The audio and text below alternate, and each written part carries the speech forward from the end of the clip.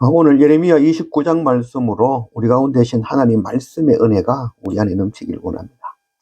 1절, 선지자 예레미야가 예루살렘에서 이 같은 편지를 느부갓네살이 예루살렘에서 바벨론으로 끌고 간 포로 중 남아있는 장로들과 제사장들과 선지자들과 모든 백성에게 보냈는데,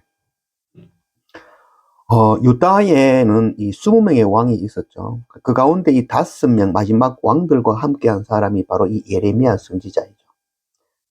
그래서 우리가 이 예언서, 선지서를 계속 읽게 되어지는데, 그 선지서에서 계속 나오는 내용은 바로 이 5 왕에 관계되어진 그때의 시간을 계속해서 이야기하는 것이죠. 그래도 유다 16번째 왕이 바로 이 요시야 왕이죠. 이 요시야 왕은 하나님을 잘 섬겼던 왕이지만 그가 이 마지막에는 교만해지죠. 그래서 스스로 자고하여져서 하나님께서 말씀하지 않은 전쟁, 바로 애굽의 그 바로 왕 느고 왕과 대적하여 싸우다가 전사하고 말았죠. 그래서 이 요시야 왕에게는 4명의 아들이 있었고, 이 요시야 왕이 죽자 그의 4번째 아들인 여호아하스가 17번째 유대 왕이 되었습니다. 그러나 이 애굽의 바로 왕이 그를 폐위시키죠. 폐위시키고 그를 애굽으로 잡아가고 그를 애굽에서 죽고 말죠.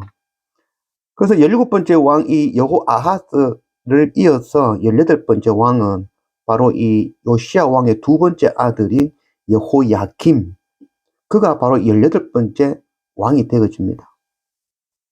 그때쯤 하여서 바벨론 제국이 등장하게 되어지죠. 그래서 바벨론 느부갓네살 왕이 예루살렘에게 항복할 것을, 종이 될 것을 요구하지만 그것을 듣지 않죠. 그 여호야김 왕이 그것을 듣지 아니하자 1차 바벨론 침공에 의해서 여호야김 왕이 바벨론으로 포로 잡혀가게 되어지고 성전의 기물들이 빼앗기는 그런 일들이 일어난 것이죠. 그래서 이 여호야김 왕은 바벨론에 잡혀가서 거기서 또 죽고 말죠. 여호야김 18번째 왕이 잡혀간 이후에 여호야김 왕의 아들인 여호야긴 왕이 19번째 유다의 왕이 되어집니다. 유다의 왕이 되어졌지만 여전히 바벨론의 그 속국임을 바벨론을 섬기지 아니하고 대적하게 되어지죠. 그래서 결국 바벨론의 2차 침공을 받게 되어지죠. 그때 또다시 이 여호야긴 왕은 포로로 잡혀가게 되어집니다. 그래서 이 여호야긴 왕은 바벨론 포로로 잡혀가서 거기서 살면서 자녀를 낳게 되어지죠. 그 자녀가 바로 스룹바벨이죠. 이 스룹바벨은 이 바벨론 70년 포로가 끝나고 난 뒤에 이 유대 백성들을 이끌고 다시 예루살렘에 돌아와서 스룹바벨 성전을 짓고 다시 회복시키는 사람인 것이죠. 이렇게 여호야긴 왕이 포로 잡혀간 이후에 그 다음은 이 여호야긴 왕의 삼촌 요시야 왕의 이 아들이죠. 3번째 아들인 시드기야가 마지막 유다의 그 20번째 왕이 되어지는 것이죠. 지금 오늘 이 예레미야 29장 말씀은 바로 이 시드기야 왕이 마지막 그 왕이 되어졌을 때, 그때에 이 시드기야 왕이 느부갓네살에게 사절단을 보내죠. 그때에 이 바벨론의 포로로 잡혀있던 유대 백성들, 지도자들, 그들에게 예레미야가 하나님의 말씀을 기록하여 편지도 함께 보낸 것이죠. 그 오늘 말씀은 바로 그 기록, 그 편지 내용들을 기록하고 있는 것이죠. 4절, 만군의 여호와 이스라엘의 하나님께서 예루살렘에서 바벨론으로 사로잡혀 가게 한 모든 포로에게 이와 같이 말씀하시니라. 너희는 집을 짓고 거기에 살며 텃밭을 만들고 그 열매를 먹으라. 아내를 맞이하여 자녀를 낳으며 너희 아들이 아내를 맞이하며 너희 딸이 남편을 맞아 그로 자녀를 낳게 하여 너희가 거기에서 번성하고 줄어들지 아니하게 하라. 너희는 내가 사로잡혀 가게 한 그 성읍의 평화를 구하고 그를 위하여 여호와께 기도하라. 이는 그 성읍이 평안함으로 너희도 평안할 것입니다. 만군의 여호와 이스라엘 하나님께서 이와 같이 말씀하시니라. 너희 중에 있는 선지자들에게와 점쟁이에게 미혹되지 말며 너희가 꾼 꿈도 고지 듣고 믿지 말라. 예레미야가 이 바벨론에 포로 잡혀있는 그 유대 백성들에게 편지를 보낸 내용은 너희가 그곳에 정착하라. 이 마음을 아이고 우리는 떠나야 되는데 이런 마음 품지 말고 그곳에 정착하고 그곳에 텃밭도 만들고 그곳 열매도 맺고 그곳에서 결혼도 하고 자녀들 시집 장가 보내서 그곳에서 번성하라는 거죠. 그리고 그 땅을 위해서, 그 성읍을 위해서 기도하라는 거죠. 평안을 위해서. 비록 우리를 포로 잡아갔지만 그 나라를 위해서 기도하라는 거죠. 그 나라가 평안함을 통해서 너희도 평안을 얻으리라. 그리고 한 가지 더 이야기하죠. 그 가운데에서 하나님을 섬기고 예배하는데 거짓 선지자들, 점치는 자들, 미혹하는 자들, 그들을 분별하라. 그 말씀을 해준 것이죠. 베드로전서 2장 12절 말씀. 너희가 이방인 중에서 행실을 선하게 가져 너희를 악행한다고 비방하는 자로 하여금 너희 선한 일을 보고 오시는 날에 하나님께 영광을 돌리게 하려 함이라. 이 베드로전서의 말씀, 이 성경에 관계되는 그런 말씀이죠. 바벨론의 포로로 잡혀와 있지만 이들은 하나님께서 바벨론에 보내신 선교사다라는 그런 의미로 지금 말씀하고 있는 것이죠. 우리가 이 타문화 선교라고 이야기하죠. 그 타문화 선교는, 저도 물론 타문화 선교로 이 투르키에 살고 있지만, 이 타문화 선교는 그 속에 들어가서 그들이 먹는 것 먹고, 그들의 말을 하고, 그들 속에서 그들처럼 살아가며, 그들을 섬기고, 그들을 위해서 기도하며 사는 것. 그렇지만 세상에 물들지 아니하고, 그들 속에서 하나님의 말씀 붙들고, 하나님의 말씀을 살아가는 것. 이게 바로 선교다 할 수 있겠죠. 우리가 물고기 가운데 고등어가 있죠. 고등어는 짠 바닷물에 살지만 고등어를 막상 잡아서 먹어보면 짜지 않죠. 소금을 쳐야 되죠. 살아있으면 아무리 짠 소금물에 사는 고등어도 그 속에 짠 물이 들어오지 않는 것이죠. 그러나 만약 바닷속에서 이 고등어가 죽으면 그 짠물이 그 죽은 고등어 속에 들어오게 되어지는 것이죠. 이 복음의 생명으로 생명을 가지고 그들 속에서 그들처럼 살아가며 생명의 복음을 전하고 기도해 주지만 결코 세상에 동화되면 안 되는 것이죠. 우리가 하나님의 백성이라는 것, 그것 기억하고 거룩하게 구별된 삶을 사는 것이죠.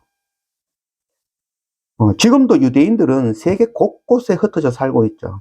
그래서 그들 속에서 그 나라를 위해서 기도하고 그 나라를 위해서 살아가며 섬기지만 그 유대인들이라는 그 정체성, 그것 지키면서 살아가고 있죠. 제가 살고 있는 튀르키예도 유대인들이 참 많이 거주하고 있습니다. 큰 공장들, 또 큰 건물들 소유한 그런 유대인들이 참 많습니다. 일예로 지난 코로나 기간 동안 아주 어려움을 겪었죠. 그때 큰 건물을 소유한 이 유대인이 그 건물에 입주한 모든 상인들, 한 200여 상인이 되었다고 합니다. 그 200여 상인들 그 모든 월세를 면제해 준 일이 있었습니다. 그것이 튀르키예 방송에서 나왔죠. 그게 아주 대대적으로 방송이 되어지고 그것을 통해서 이 튀르키예 주인들이 이제 월세를 깎아주거나 면제해주는 그런 선한 캠페인이 일어나기도 했죠. 이 무슬림들은 이스라엘이라는 그 나라는 아주 미워하죠. 근데 이 유대인들은 참으로 좋아하고 신뢰하고 존경하는 것을 볼 수 있죠.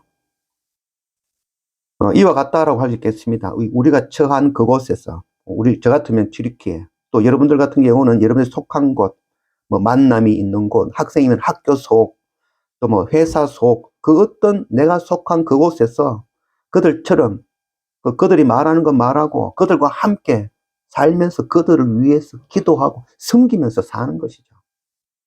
그러나 그들 속에 물들지 아니하고 그 속에서 살면서 이 생명의 복음의 말씀을 가지고 그들을 섬기며 이 복음 전하는 그 선교 사명을 감당하면서 살아가는 것이 바로 우리의 의무인 것이죠.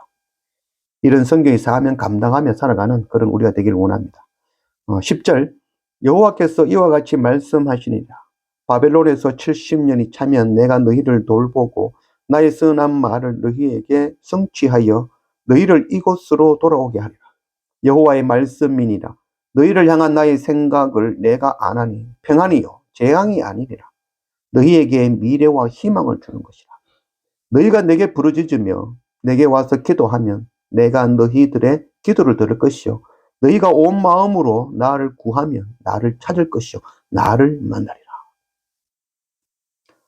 그곳에 붙잡혀 있지만 그곳에서 하나님을 찾고 부르면 내가 너희와 함께 하겠다. 약속해 주시는 그 하나님이죠. 이 선교 현장에서 또 우리가 속한 그곳에서 그들처럼 살아가며 고난당하지만 그럼에도 하나님께 구하고 부르짖으면 내가 반드시 너를 책임져 주겠다. 그리고 70년이라는 그 기간이 차면 너희를 다시 회복시켜 주겠다.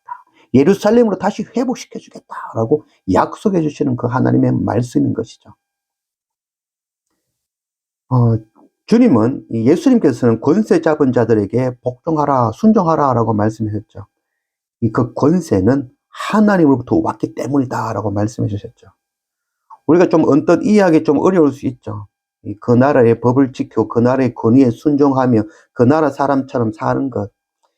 그러나 하나님의 백성이라는 그 정체성을 잊지 않고 그 속에서 정직하고 공의롭고 또 성실하게 살아가는 것이죠.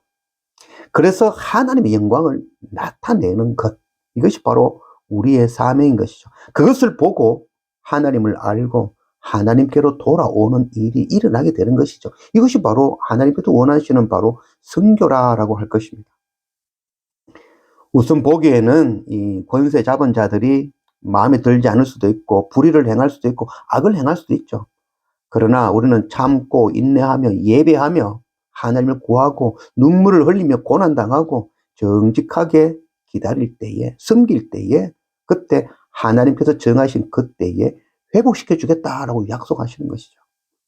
그래서 오늘 말씀에는 예루살렘으로 다시 돌아오게 귀향하도록 해주겠다라는 그런 선포지만 이 말씀은 바로 이 거룩한 하나님의 나라, 마지막 그때에 우리를 본향으로 하나님의 나라로 귀향시키겠다라는 그 약속의 말씀인 것이죠.